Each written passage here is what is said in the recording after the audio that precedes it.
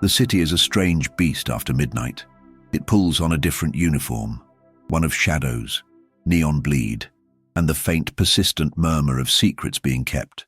I've been navigating these streets for over 40 years, first with the medallion, now with the glowing app screen. The vehicles change, the tech shifts, but the fundamental human need to get from point A to point B, and sometimes to unburden the soul along the way, that never changes. I was idling near the financial district, the kind of place where ambition goes to sleep but not before leaving a hefty tab. The app chirped, a pickup a few blocks over, residential, which was unusual for this hour. I accepted it. The name on the screen was simply M. No picture, low rating. The kind of profile that usually means a quiet ride or a chaotic one. I prefer quiet at this age. I've heard enough chaos to last 3 lifetimes. I pulled up to a brownstone. Older money, understated elegance. The streetlights cast a pale, weak yellow on the sidewalk. The door opened, and a man stepped out. He was medium height, impeccably dressed in a dark suit, the kind that whispers quality rather than shouting it. Mid-30s, maybe early 40s. What struck me immediately wasn't his attire, but the absolute stillness around him. He moved with a heavy, deliberate grace, like a figure carved from marble, perfectly still, but somehow radiating a profound internal tremor. He didn't look at the house as he left. He didn't check his phone. He walked straight to the back door, opened it himself, and slid into the seat behind me. The door closed with a soft, final thud that echoed disproportionately loud in the quiet cab. "Good evening," I offered, my standard opening, the kind of phrase designed to gauge the passenger's desired level of engagement. He took a slow, deep breath, the sound barely audible over the low idle of the engine. "Good evening, driver." "Thank you." His voice was refined, smooth, but carrying a tremor far deeper than the slight vibration of the car. It was the sound of a voice being used sparingly, perhaps carefully. "Where are we headed tonight, M?" He gave me an address. It wasn't a landmark. It wasn't a major transportation hub. It was an address in the outer city limits near the coast, in a neighborhood known more for its solitude than its excitement. The trip calculator immediately registered a long journey, pushing towards an hour and a half. "That's quite a drive," I commented neutrally, checking my rearview mirror. I caught his eyes for a second. They were hazel, but tonight they seemed dark, reflecting the light from the dashboard with a dull sheen. They weren't eyes that held curiosity or haste. They held observation, a detached kind of viewing. "Yes, it is," he confirmed. "Take your time. There's no rush." The words were polite, but the tone was definitive, almost fatalistic. No rush. I've heard that before. Usually it means they are trying to escape something, or far worse, they are heading towards something they can't avoid. A tremor of unease, faint but distinct, began to travel up my spine. It's the kind of feeling you get when you realize the map you're following might be leading to an endpoint you hadn't anticipated. It's the intuition of an old man who has seen too many strange things materialize from the night. I switched the meter on and pulled away from the curb. For the next 20 minutes, the silence was absolute. Not a comfortable silence, the kind you share with a tired commuter, but a pressurized one, heavy and thick, like the air before a storm breaks. I tried the radio, keeping the volume low, a smooth jazz station that usually acts as a neutral background. But after a minute, I felt the silence push back against the music, demanding its return. I turned it off. The only sound became the distant whish of the tires on the asphalt. I stole glances at him in the mirror. He hadn't moved. His hands rested on his knees, palms open, almost supplicant. His posture was rigid, yet somehow accepting. He was present, acutely so, but simultaneously somewhere else entirely. It was this stillness, this complete and utter lack of fidgeting or distraction, that started to gnaw at me. Everyone, even the most composed, has a tell, a wrist check, a phone glance, a sigh. M had none. He was perfectly contained, and that containment felt like a dangerous fragility. I decided to try again, just a small crack in the wall. "So, M, long week, I take it?" He shifted slightly, a fractional movement that still felt enormous in the enclosed space. "A very long week, driver. You could say it's been the culmination of a lifetime." The phrase hung in the air, weighted, profound. A lifetime. It was a response that was too honest, too weighty for the casual conversation I was attempting. It was an involuntary confession, a small chip of granite flaking off the heavy statue he presented. My professional distance, the necessary shield I wear after sundown, wavered. I realized this wasn't just a trip. This was an event. I kept my eyes on the road, but my internal focus locked onto his reflection. I've driven a lot of people in my time, Emmy's people going to celebratory arrivals and people going to, well, other kinds of arrivals. I paused, letting my own experience lend gravity to my words. A man who calls his week the culmination of a lifetime usually has something important on his mind. He chuckled then. It was a soft, dry sound, without bitterness, more of an acknowledgement of the truth than an expression of humor. That is a remarkably astute observation, driver. Perhaps it is the years you've spent listening to the back seat that grants you that wisdom. It teaches you to recognize the weight of a suitcase even when it's invisible, I replied. I felt a slight quickening of my own pulse. I was drawn in now. The quiet stranger was beginning to let the pressure escape, and I was the vessel.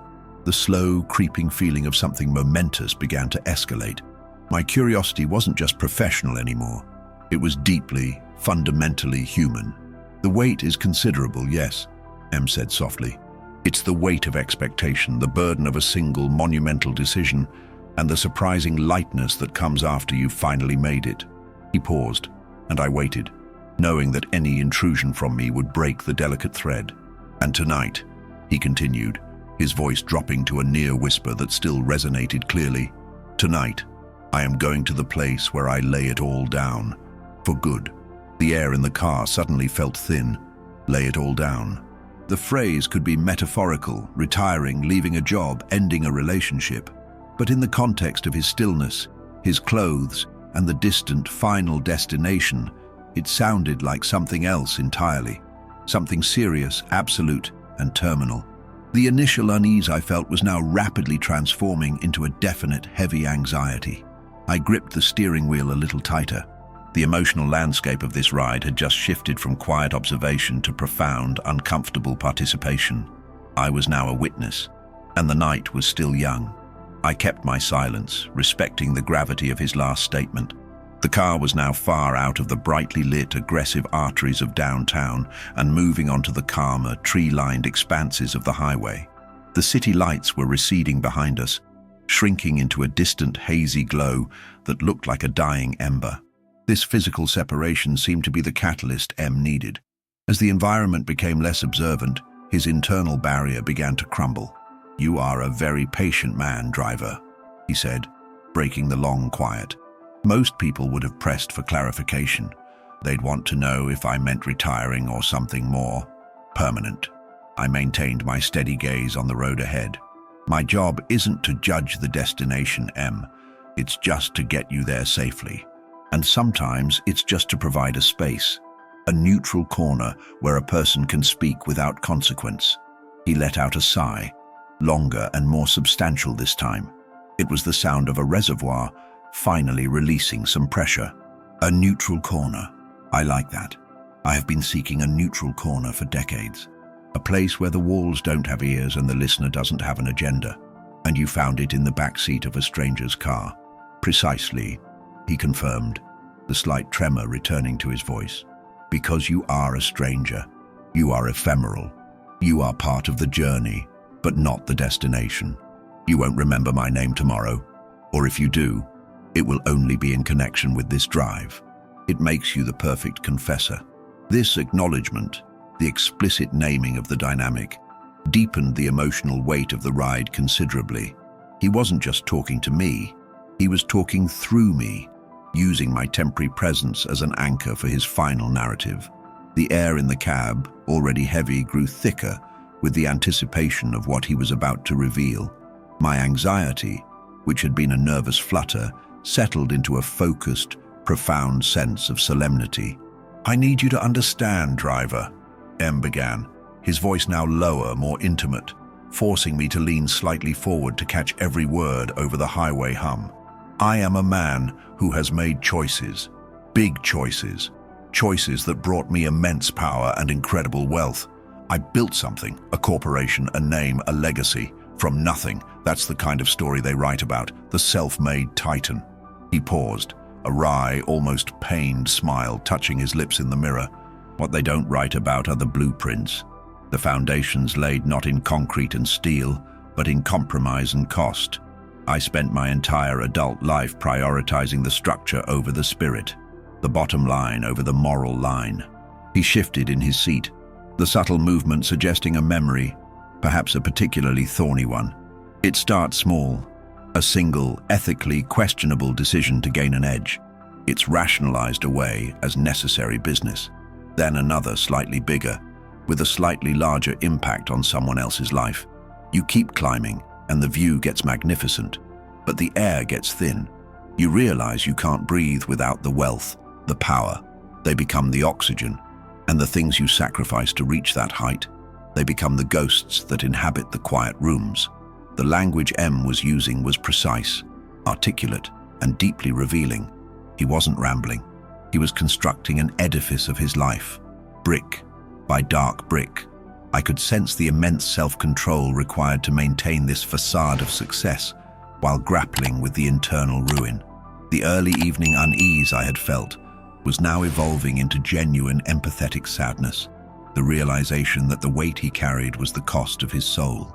For years I told myself the cost was worth the achievement, he continued, a note of bitterness finally entering his tone. I funded charities, I built museums, I gave millions to causes. I thought I could buy back the quiet peace I'd lost. But charity is just currency, driver.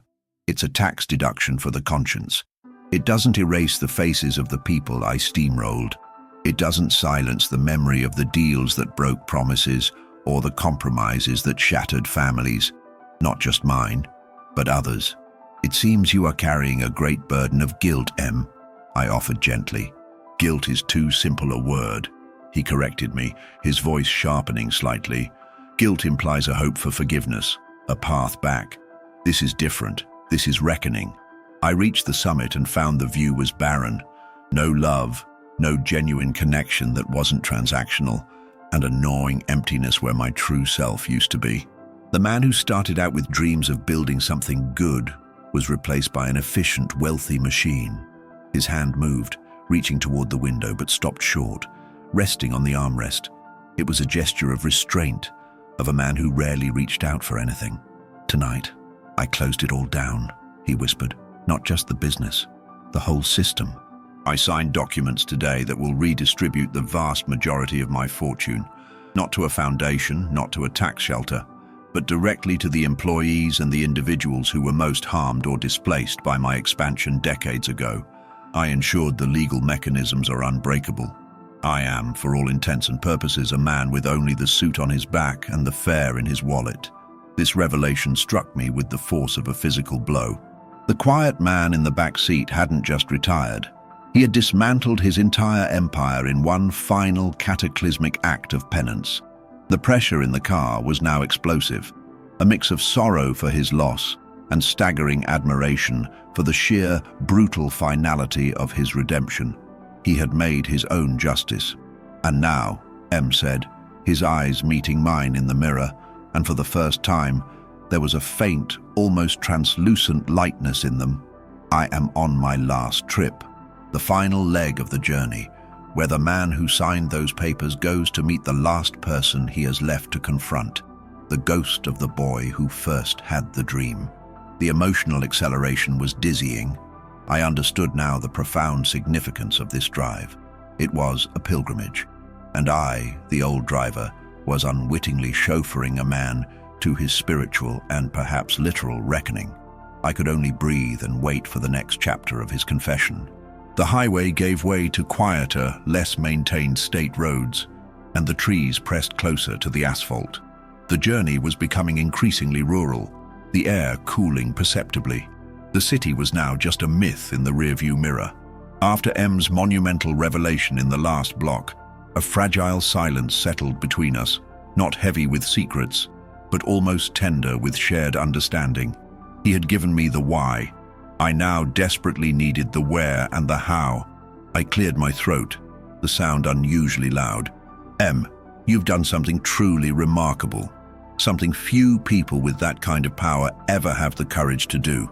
You've given it all back, but to do that, and then take this final trip, it suggests the reckoning isn't finished. Where exactly are we going?" He nodded slowly, a slight tilt of his head indicating appreciation for the non-judgmental question. "The address I gave you, driver, is an old property. A small, dilapidated cabin on the edge of a stretch of coastline. It's been sitting empty for decades. It belonged to my grandparents. It's the last piece of property I own, and ironically, it's the only thing I couldn't bear to give away." "Why?" I asked, keeping my voice low and steady, trying to match his quiet intensity. "Because that cabin is where I first learned to dream," he replied. His voice softened further, losing the sharp corporate edge it had momentarily recovered in the discussion of his finances. "It's where the boy I mentioned lived for parts of his summers, the one who wanted to build things that helped people, not just use them. He loved the sound of the ocean, the way the fog rolled in, a perfect natural silence that demanded nothing of you but observation. The emotional curve was slowing, descending from the peak of dramatic revelation into a trough of profound, nostalgic melancholy. This was the quiet grief of a man finally mourning a life he didn't live. I realized today," M continued, a shadow passing over his eyes, "that I have spent a lifetime trying to recreate the feeling of safety and permanence that I found in that cabin. I tried to build walls of steel and gold, but they were cold and empty. Tonight, I need to go back and stand on the original foundation. I need to apologize to the boy I abandoned." "You don't have to apologize to him, Em. You've just completed the greatest act of restitution a man can make. That should speak for itself," I gently countered. He shook his head, a gesture of deep sadness. "It speaks to the world, driver, not to him. The world sees the headlines, the money moved. The boy sees the years wasted, the potential squandered in the pursuit of the wrong kind of victory. He remembers the promises I made to him under those stars, the promises of purpose, not profit." He leaned forward slightly, resting his elbow on the console between us. His proximity intensified the connection, making the conversation feel even more confidential, more like a true confession. The emotional trigger here was the acute, searing regret over lost innocence, a universal pain amplified by the magnitude of his fall. "The greatest tragedy of my life," he articulated slowly, carefully, "was the moment I fully realized I had become the very kind of person I swore I would never be.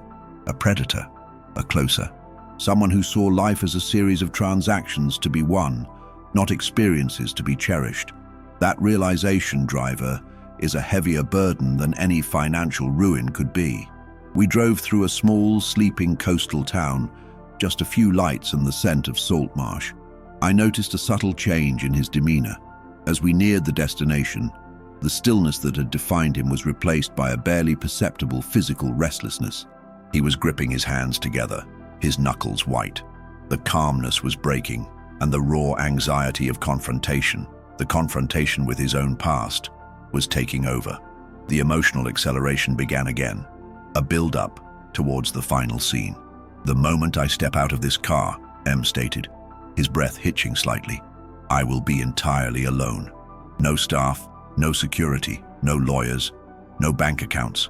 Just me, and the ocean, and the ghost of that boy. And that is terrifying. The wealth, the power, it was a shield. When you're protected by millions, the world can't hurt you. Now I am exposed. I am vulnerable. I am just a man who has made a terrible mistake and is seeking a place to close the book." "And what happens when you close the book, Em?" I asked, already knowing the answer might be too profound for words, but needing to hear him articulate his final, monumental decision. He looked out the window, his gaze fixed on the unseen horizon, where the sea lay waiting in the absolute darkness. "I find peace, driver," he finally whispered, the words sounding both like a benediction and a final, weary surrender. "I find a silence that is not the silence of the pressurized boardroom, but the silence of the earth and the sea. I told you this was my last trip, and I meant it literally. I will not be returning to the city. I will not be starting a new life. I will simply be finishing this one. The finality in his tone, the stark admission that he intended to end his life at this remote location, sent a chill through me far colder than the coastal air. My role had just shifted from passive confidant to active, morally burdened participant. I had to continue driving, but every meter we covered now felt like a step toward a tragic, irreversible end. The internal conflict, my duty to complete the trip versus my human instinct to intervene, became the new, overwhelming emotional centerpiece of the ride. I kept driving, my mind racing, the silence now screaming with unspoken desperation. The gravity of M's confession, his stated intention to seek a terminal peace, had frozen the blood in my veins. The old driver's code, which preaches non-interference and silent observation, was violently at war with the human instinct to prevent tragedy. I was navigating not just a winding coastal road, but a profound moral dilemma. I had to speak, but I had to do so with the utmost care, knowing that a rash word could shatter the trust he had so painstakingly placed in me.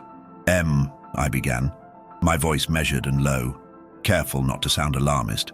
I am an old man, and I've learned that the greatest regrets are often not the mistakes we make, but the stories we stop telling too soon. I gripped the steering wheel, my knuckles white, praying he would register the genuine concern beneath the neutral tone. He shifted again, turning his body slightly towards my side of the car, though his gaze remained fixed on the darkness outside. You speak of stories, driver. Mine feels complete. The climax has passed, the conflict resolved. The only thing left is the final punctuation mark. Punctuation perhaps, but not the end, I insisted gently, pushing the emotional envelope, introducing a counter-argument to his sense of finality. Look at what you did today. You tore down the monuments of your mistakes. You sacrificed everything you built for the sake of integrity. That is not the act of a failed man, M. That is the act of a man beginning a redemption story far greater than the one he lived. He let out a short, hollow laugh. Redemption requires a future, driver. It requires time to prove that the change is real, not just a desperate final gesture. Who would believe it? The world would simply see a massive tax dodge, a final act of eccentricity from a titan gone mad. I would believe it, I said simply, the 3 words carrying the entire weight of my years and my sincerity. This was the moment of peak emotional intensity for me, the driver moving beyond his role to bear witness, attempting to connect human to human. I believe you, M, and if one stranger, an old cab driver who knows nothing about your empire, can look you in the eye and see the truth and the pain behind this monumental sacrifice, then maybe, just maybe, you owe it to that truth to see what comes next. We were moving onto a rough, unpaved track now, the car bumping slowly, the only sound the crunch of gravel beneath the tires. The destination was close. The urgency of the conversation was rising sharply. You see the good in the gesture, driver, M responded, his voice quieter again, tinged with exhaustion. But you don't feel the emptiness.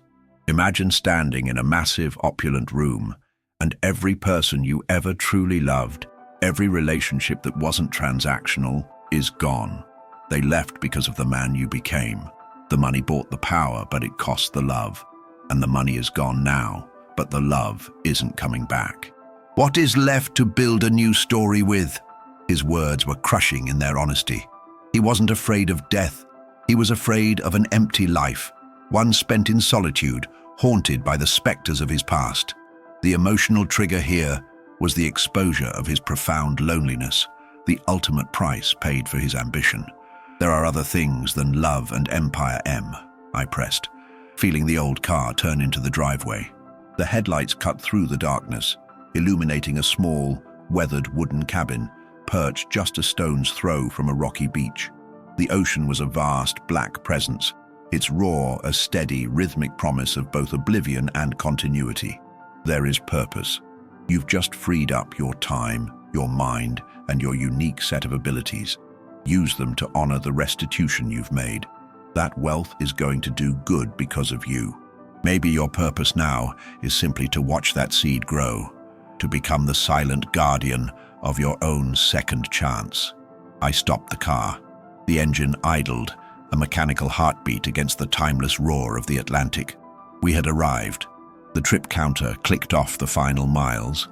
Em remained seated, motionless, staring through the windshield at the dark, desolate cabin. The confrontation with the location, the immediate visual trigger of his childhood, seemed to arrest his anxiety and replace it with a terrifying calmness. "Thank you, driver," he said, his voice flat, definitive. He reached for his wallet and pulled out a thick wad of cash, far more than the fare. "This is for your time and for your words. They were appreciated." I didn't reach for the money. "Em, I don't want your money. I want you to give yourself one more trip. A trip into that cabin. Sit down. Watch the sunrise. Let the air of the ocean remind you of the boy. And then call someone, anyone, a helpline, a former colleague, a distant relative. Just tell them you're there. Don't end the story here. Not after writing the most extraordinary chapter of your life." He looked back at me in the mirror, and the haze in his eyes seemed to clear, revealing a profound flicker of recognition. A final agonizing moment of decision hung suspended in the humid night air. The silence that followed my refusal of the money and my urgent plea was the longest, most resonant silence of the entire journey. Em held the thick wad of bills in his hand, a tangible symbol of the power he had rejected, but his focus was entirely on my reflection.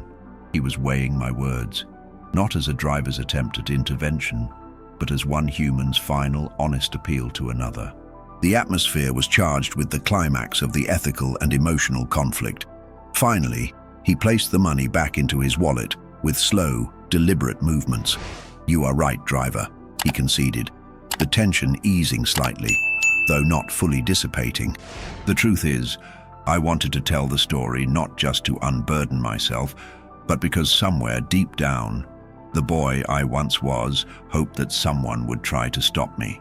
This admission, the vulnerability laid bare, was a devastating emotional trigger. It showed that his final act was not sought in anger or rage, but in desperate, profound loneliness, and that he was silently crying out for connection. My heart, which had been pounding against my ribs, gave a painful lurch of relief and sorrow. "I didn't think anyone would care enough," he continued, his voice barely a whisper against the ocean's muffled roar. "I thought I had alienated everyone who mattered. It's a lonely way to live, driver, to realize that your ultimate defining act will be witnessed only by silence." "But it wasn't witnessed only by silence, Em," I countered, my voice regaining its strength. "It was witnessed by me, and I care what happens next. If only because I know what it took for you to do what you did today. It took a whole lifetime of pain to reach this point of honesty. Don't let that honesty be wasted." He closed his eyes for a moment, a fleeting gesture of unbearable weariness. When he opened them, the darkness in them was beginning to recede, replaced by a deep, pensive thoughtfulness. The emotional acceleration slowed. The conflict was moving towards a resolution, but the trajectory remained uncertain. "I have nothing left to give the world, driver," he said. But this time, the statement lacked the hard, terminal conviction of his previous declarations. It was a question, an appeal for a path forward. "You have your testimony," I replied immediately. "You have the wisdom of a man who reached the top and realized the whole ladder was rotten. That is a rare and powerful gift. Don't bury it. Use the piece you find here to write. Write the blueprint of failure, Em. Write the true cost of chasing the wrong thing. Someone out there, some young, ambitious soul, needs to read that story before they make the same mistake. You have an obligation to the truth, and to the boy you once were, to tell the story from the other side." I watched him process this. The idea of purpose, a narrative purpose, seemed to resonate with the organized, articulate man he still was. The weight of his guilt was momentarily lifted by the prospect of turning his failure into a cautionary legacy. He reached inside his suit jacket again, not for his wallet, but for an inside pocket. He pulled out a worn, leather-bound notebook and a fountain pen. He opened the book and scribbled quickly on the first page, then tore the page out. He folded it neatly, carefully, and extended his hand, placing the paper not on the seat, but directly into my open palm. "This is a different kind of gift, driver," he said. his voice now imbued with a fragile new dignity. "It is the address of my lawyers and a brief note to them. It instructs them to find you, to confirm this evening, and to ensure you are compensated, not just for the ride, but for the counsel. Please accept it. And if you are ever in need of that quiet peace you spoke of, perhaps the lawyer can arrange access to the funds I set aside for my few personal expenses before I signed it all away. Consider it a trust." The physical exchange of the note, the final tangible connection, was the high point of the emotional arc, a profound exchange of human value over monetary value. "I only ask one thing of you," M continued, his hand resting on the door handle. "I will go inside. I will sit. I will watch the sunrise. Give me that much space. Do not call anyone until the sun is up. Until then, the story is still mine to finish. I need that silence to make my peace." I looked at the note in my hand. A name, a phone number, a plea. I had his promise of sunrise. It was the only compromise I was going to get. "I will wait, M," I promised, my voice husky. "I will wait until the first light touches the water, and then I will check on you." He smiled then, a genuine, small, sad smile that creased the corners of his eyes. It was the first time I had seen a flicker of the boy in the man. He opened the door and stepped out of the car, the crunch of his polished shoes on the gravel sharp and final. He stood tall for a moment, his silhouette framed against the black void of the Atlantic. He took a deep, shuddering breath of the salt air. Then he turned slightly toward me, offering a final, profound moment of connection.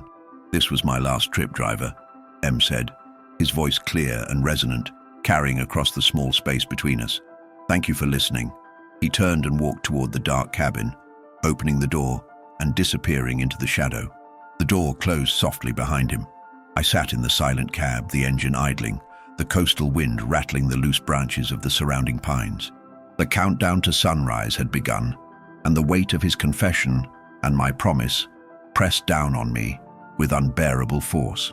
I looked at the note, my heart heavy with hope and fear.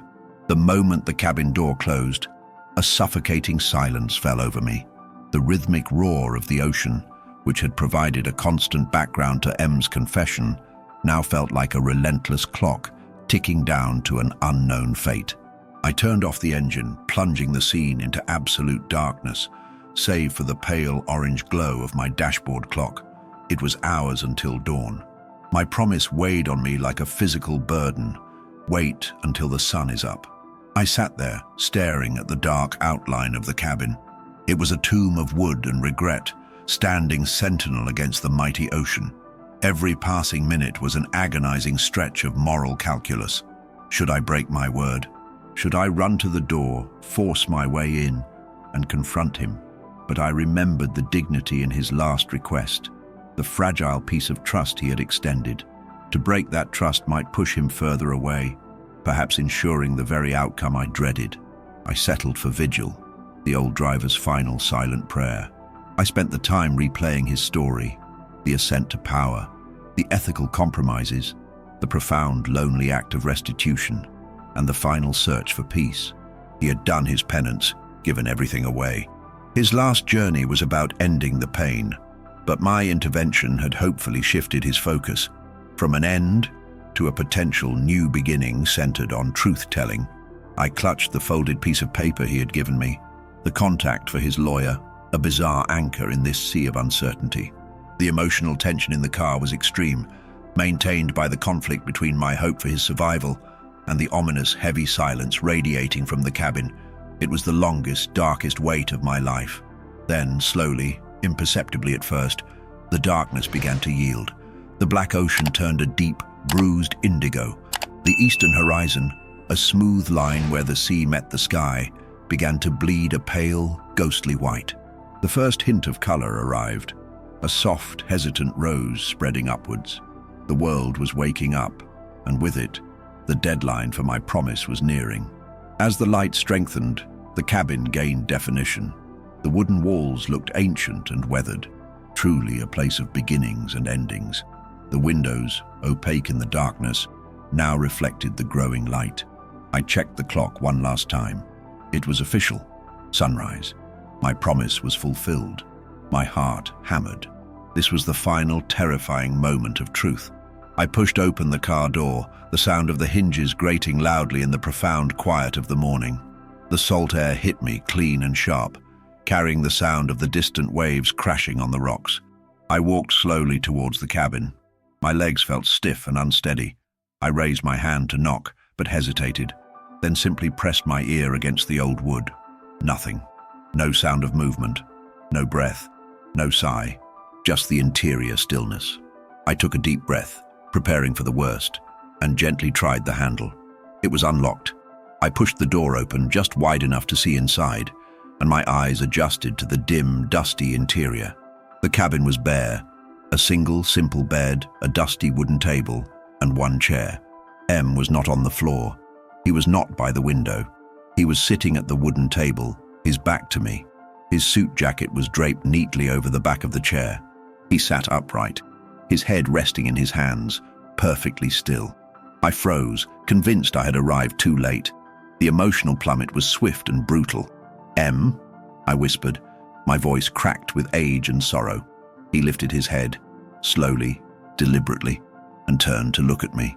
His face, illuminated by the soft, directional light of the rising sun streaming through the dusty window, was drawn and exhausted, but fundamentally peaceful.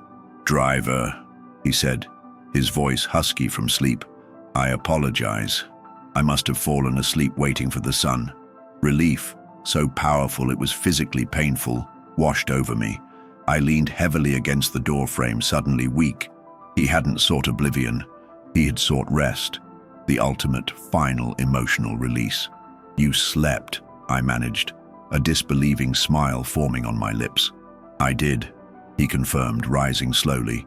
He walked over to the window, watching the ocean turn from indigo to brilliant blue-gray. I watched the shadows move for hours, thinking about everything. About what you said. About the difference between a final punctuation and a necessary ellipsis. He turned back to me.